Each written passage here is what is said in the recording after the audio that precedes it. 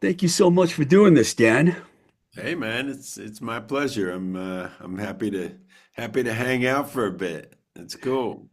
I wanted to ask you about your early days, growing up in New Hampshire and what your environment was like up there. And, when you first started listening to music, what you were listening to, things like that. Yeah, man. I mean, we moved down from Canada when our parents split up. I guess I was about six, and up in Canada, they had good folk music up there. I know my parents listened to, and I dug it too. Ian and Sylvia were great, and Gordon Lightfoot. There's really good stuff happening. Um, that was I guess, kind of mid '60s, and then we came down and we moved to Concord, New Hampshire, and it was a pretty cool thing because even as a young person, I had a library card and I could walk by myself to the library, and we had a librarian there who, I told her, like an 8-year-old kid, and I said I want to get some records, and she said, "What do you like?" And I said, "I like guitar." And she sent me over to the folk section, and I got some Lead Belly records, and just amazing to be a kid and to be able to have that kind of experience, and to have a thoughtful librarian. Um, and I just kept going back, and I could check out records, and I dug folk music, mostly those Folkways records. Um, so it's nice. My wife Claudia and I we're on Smithsonian Folkways now. That's who we make our records for, and so it's kind of a full circle, man. Did, It's did you, were you looking for Lead Belly records, or is that what the librarian recommended? she sent me to that section, but as soon as I saw the cover of the Lead Belly album, and he's sitting there with his 12-string guitar, just it just spoke to me, Yeah. I still listen to records because I think the cover art is just so important, the cover art, the liner notes, all that stuff. It's like there's no context without it, otherwise the music's just kind of hanging out in thin air, and I need the context, but just something about Leadbelly. And then I put the record on, and I could imagine him in my kitchen. That's what it sounded like to me, and I could imagine him there, and I could imagine myself right, with him, and that's what I thought music was about, was stuff that was made in the house. So that's where um so I was thinking about that, as so it's kind of social music right from the beginning. And then for me, uh I I got into oldies radio, WROR, the Golden Great Yeah. 98 out of Boston, man. I mean, that was a revolutionary for me when I discovered that station, because that was, in the early 70s, when that 50s revival was coming back around, and everybody's realizing this 50s music is killing, and they would bring back some of the original DJs, Arnie Woo Woo Ginsburg, who later had a role in V66, Yeah. like a real Boston legend.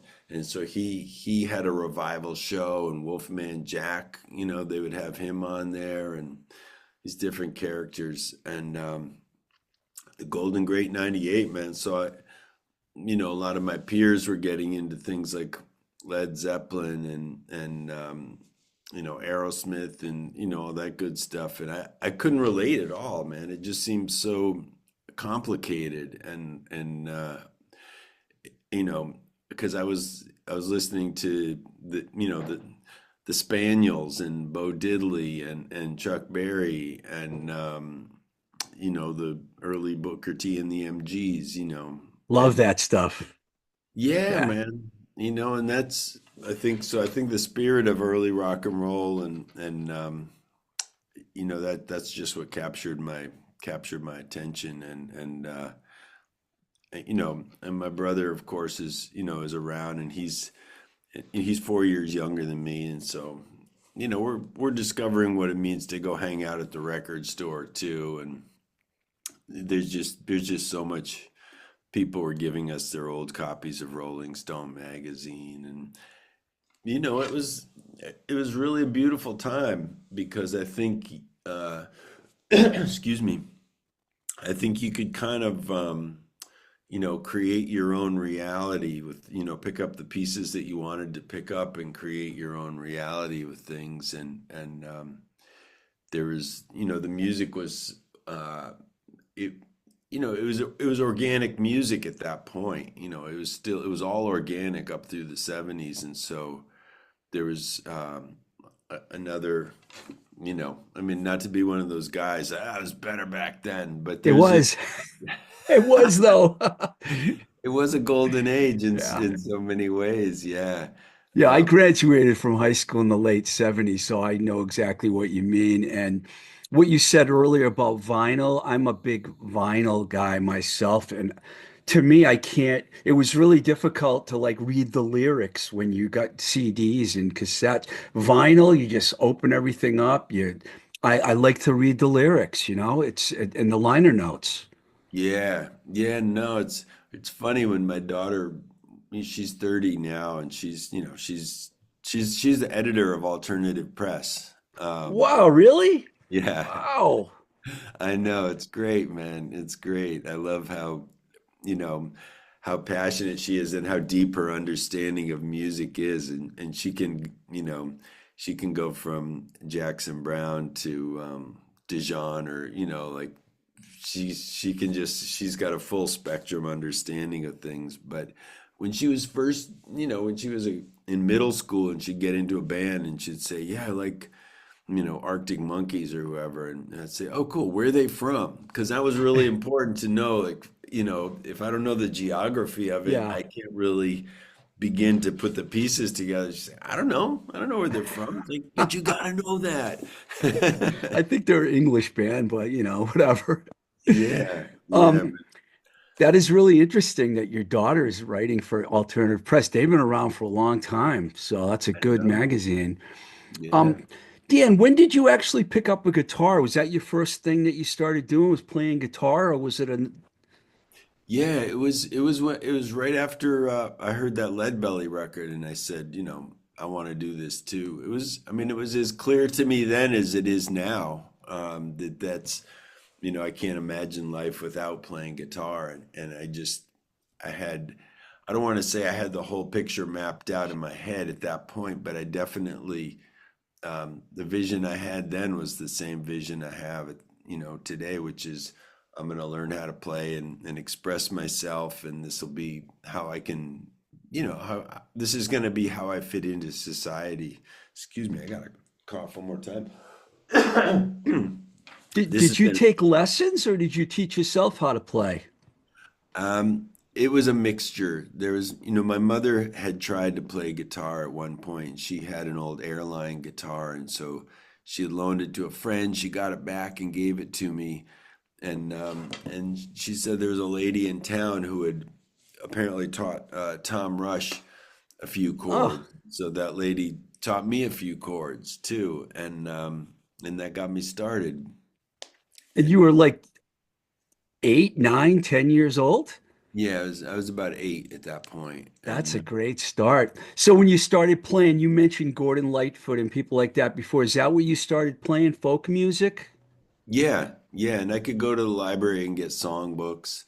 Um, and then, later on when groups like the Eagles came around, that music made a ton of sense to me too, because the vocal harmonies, and just it all just seemed like folk music to me. It all just seemed like music that people could play when sitting around, and I could go to the record store, and Pitchfork Records, which is still in existence today, and they're thriving. It's just great. Downtown Concord, New Hampshire.